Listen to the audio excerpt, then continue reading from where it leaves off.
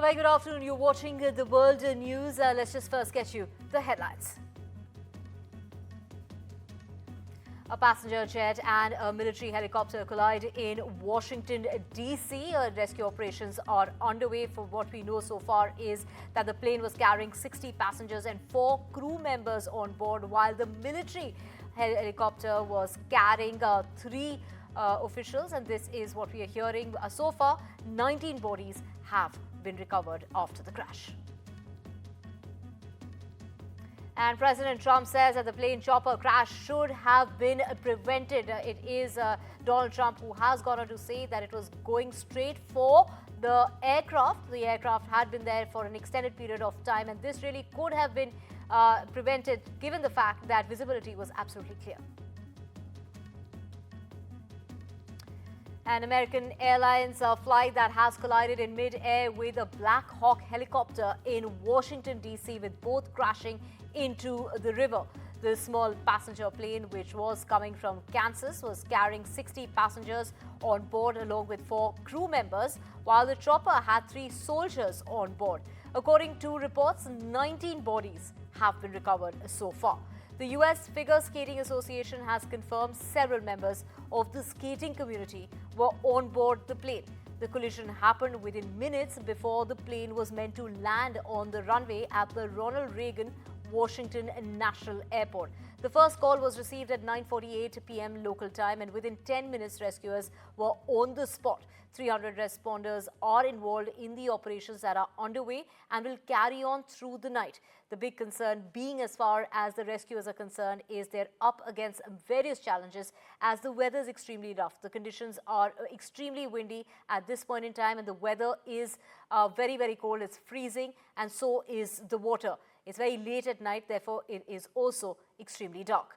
Meanwhile, the US President Donald Trump says that this should have been prevented, questioning why the helicopter didn't go up or down or turn, saying that the airplane was on a perfect and routine line of approach to the airport, and the helicopter was going straight at the airplane for an extended period of time. It's clear, as far as the night is concerned, the lights on the plane were blazing, asking as to why didn't the control tower tell the helicopter what to do instead of asking if they really saw the plane. This is a bad situation that looks like it should have been prevented. Not good is what the message that the President of the United States has said right after that collision. Let's just listen into what the authorities in the United States had to say. There's currently about 300 responders working. We have boats from all throughout the region, police and fire boats. We're operating under a unified command. Everybody's together. So we also have requested state police helicopters from Maryland, and the Coast Guard helicopter is working. So this is a state and federal response as well.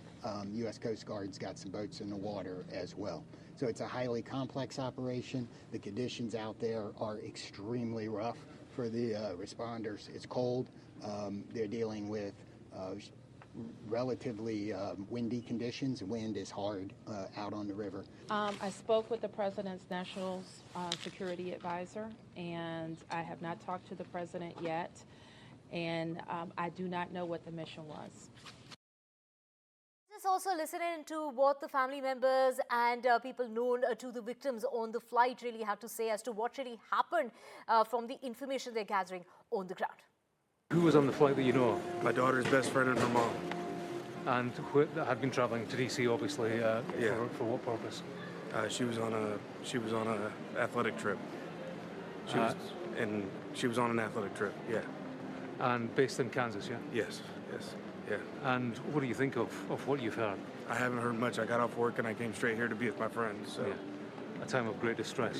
Yeah. Thank you.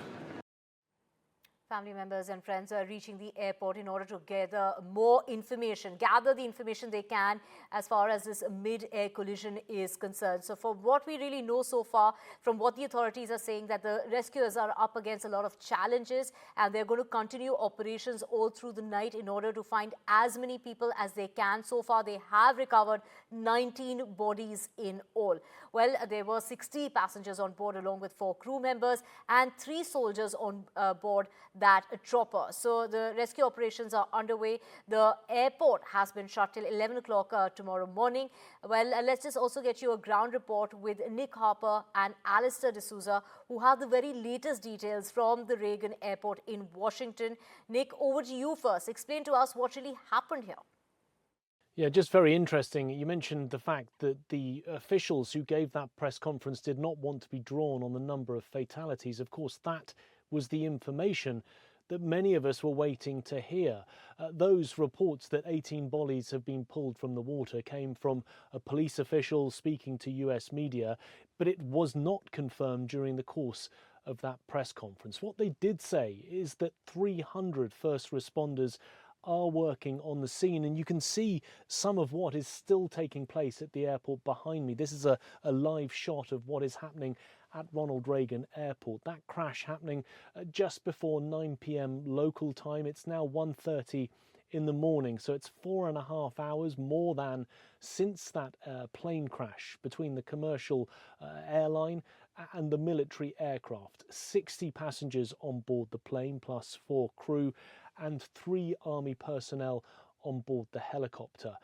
Very much a frantic rescue operation was mounted then within the hour after that crash took place. The plane broke into at least a couple of pieces, was partially submerged in the river, the helicopter upside down in the river, and those rescue teams having to work through the night, as they still are, but in very difficult conditions, not just dealing with the dark, but also dealing with cold and wind. It's around freezing at the moment, the wind chill making it even colder. So a very difficult situation, but of course one that started as a search and rescue operation, quickly turning into a search and recovery operation as bodies are pulled from the water, bodies of people who were on that plane and in that helicopter. Just on Donald Trump first, we've heard from him a couple of times. First, an official statement put out by the White House on his behalf, a much more measured tone from the president in that, in which he said that he had been fully briefed. He called it a terrible accident. He praised the incredible work of the first responders and said that he was monitoring the situation. But then, following up in the last hour or so on social media with a much more social media type response, the type of response that we would normally get from Donald Trump on Truth Social, his platform. And in that he said, this is a bad situation that looks like it could have been, or rather should have been, prevented. He said not good in clear capital letters. Also saying, quite simply, he didn't understand why the helicopter went up and down, and questioning the control tower and the commands that they were giving. That will, of course, be central to the investigation that's now underway from the National Transportation Safety Board to work out why the plane and the helicopter were in the same airspace at the same time. It is a very busy airspace. It's one of the most highly controlled, highly regulated in the whole of the United States, partly because the White House is about half a mile away, the Pentagon a similar distance away as well. 800 takeoffs and landings take place in that airport, so very busy in terms of commercial air travel.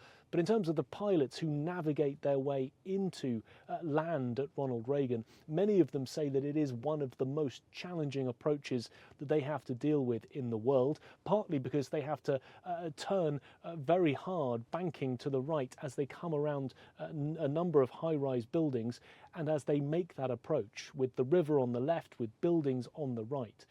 So therefore, they are focused on what needs to take place. They're listening to the commands from the control tower. They're looking at the instruments and the control panel in front of them. It may simply have been a case that they were not also navigating out the window by simply looking what was taking place right in front of them, and therefore may not have seen that the helicopter was so incredibly close to them, of course so close that it resulted in a crash. But like I say, that will be central to that investigation, really to try and get to the bottom of how this accident could have unfolded. I mean, they would have been looking, they would have been assessing the situation around them. What we do know is that it was a training flight. The Army confirming that the 3 personnel who were on board, who were taking part in a training flight, which is not uncommon at that time of night. The Army say that those training flights often happen when there is less commercial air travel. At 9 p.m. at night, it is beginning to quieten down. It is a slightly less busy time of day. But in terms of flying blind, I'm sure that was not the case. They would have had their eyes open and been looking at the monitoring systems around them, listening to the commands that they would have been getting over the airwaves as well. Lots of challenges here tonight, especially because of those freezing temperatures. Remember, once that plane collided with that Black Hawk helicopter, it went down in that Potomac River behind me. You can see some of those flashing red and blue lights. Emergency crews still lined up over 3 hours later, trying their very best to get people out of that water, hopefully people alive, but it looks like it's turned into more of a search operation rather than a rescue operation at this point in time. No word yet on the exact number of casualties, details coming in that perhaps 18 people have died, but confirmation still awaited on other numbers as well. So we're looking at about 60 passengers on that American Airlines flight, along with 4 crew members and also another 3 on that Black Hawk helicopter. Now, the Black Hawk helicopter was on a training exercise, is what we understand. Generally, it would have VIPs on board, VIPs going from various places to the Pentagon, which is not very far from the Ronald Reagan Airport, where I am at right here. But in this case, officials confirming that none of those Pentagon VIPs were on that Black Hawk flight. So rescue operations continuing at this hour, wee hours of the morning. It's going to continue.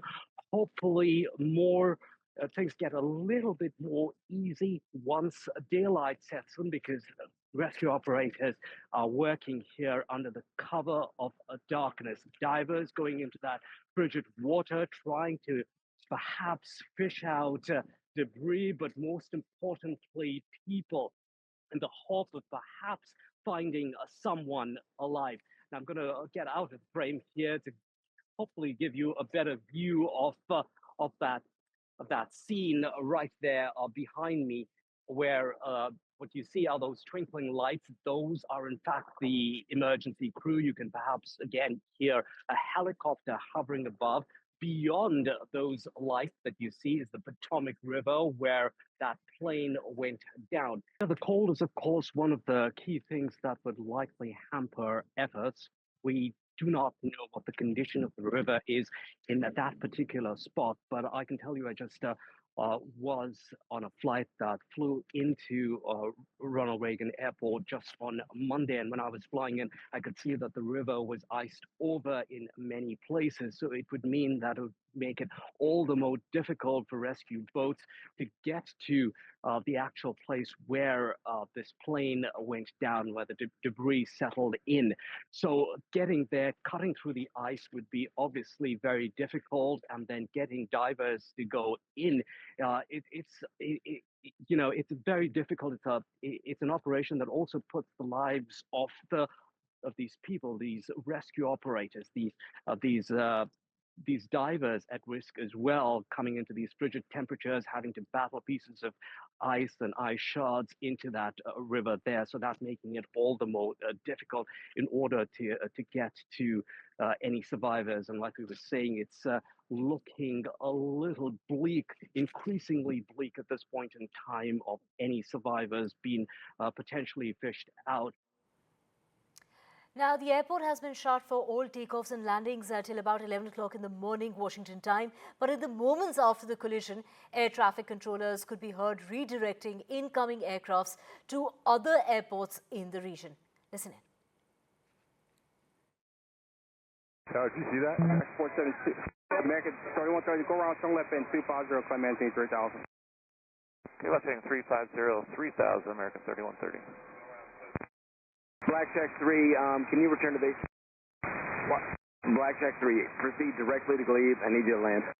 I need you to land immediately. Can you go to Dulles for a few minutes? Muscle 7, proceed due westbound, contact Dulles Tower 120.1. Muscle 13, can you go to Baltimore? Did you see that? X472. American 3130, go around, turn left end 250, climb maintain 3000. Kilometres 350, 3000, American 3130. Blackjack 3, can you return to base? What? Blackjack 3, proceed directly to Glebe. I need you to land. I need you to land immediately. Can you go to Dulles for a few minutes? Marshal 7, proceed due westbound. Contact Dulles Tower 120.1. Marshal 13, can you go to Baltimore? And with that, we're slipping a very short break. On the other side, we have Vimal Roy, aviation expert, joining us from Dubai to get us more on this. For now, we're slipping into a short break.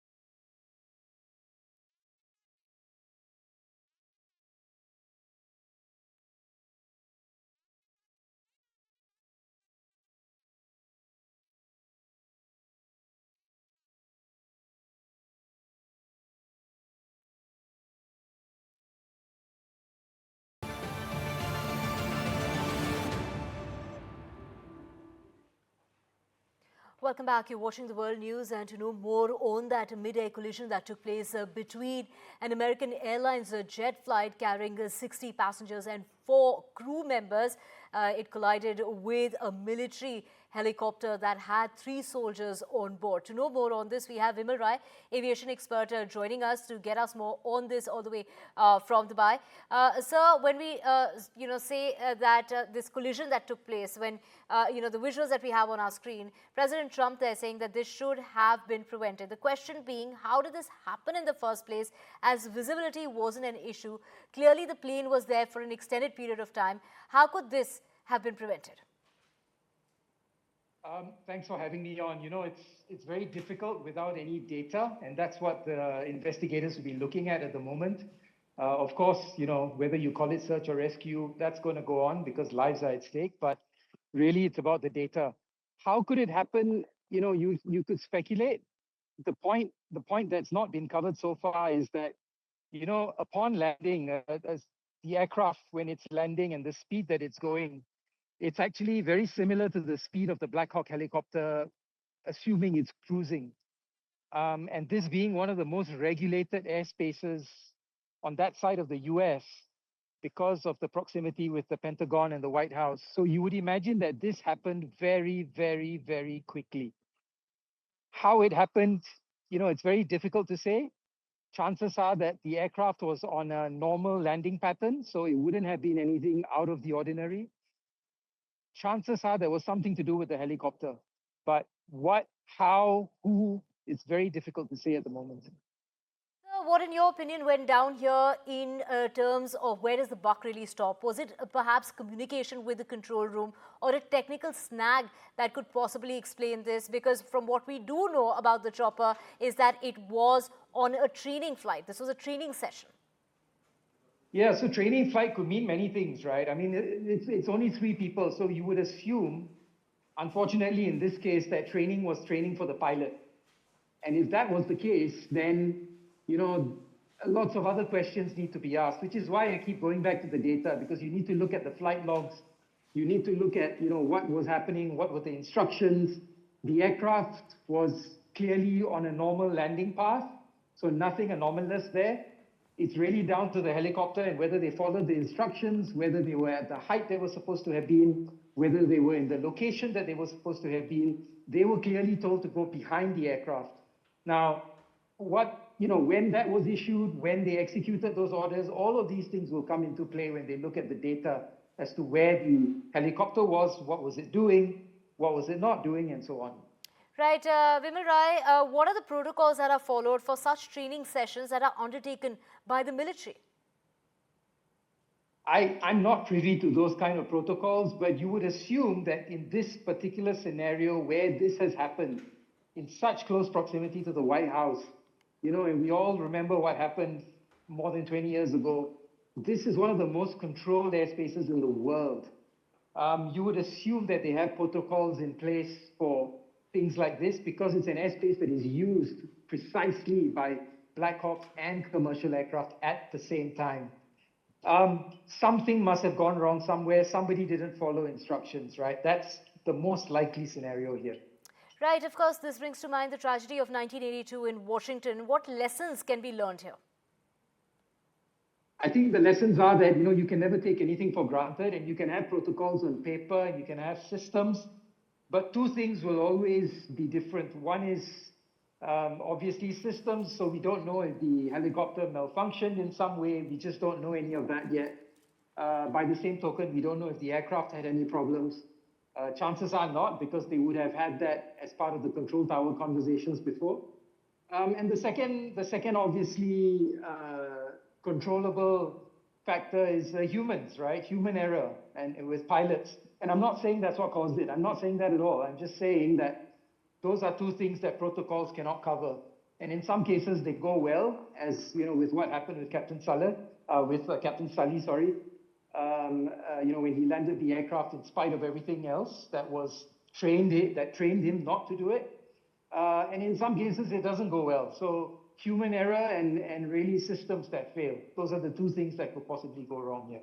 Right, this collision that took place in mid-air, it resulted in the plane to be broken into pieces. That we can see visuals on our screen of that plane colliding with the military chopper, bursting into flames, and of course fell into the water. So both the chopper and the American Airlines jet went into the water very close to the airport in Washington. From what we know so far is that 19 bodies have been recovered. Rescue operations are underway. There were 60 passengers on board, along with 4 crew members and also 3 soldiers on board that chopper.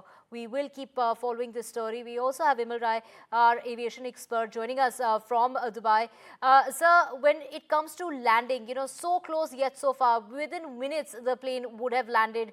People on board had called their family members saying that they're going to be landing in a matter of a few minutes, perhaps 10 to 15 minutes. And, it's when the family members responded to those on board and the message did not get delivered is when they realized something was wrong. What are the protocols and measures that the planes take when it comes to landings?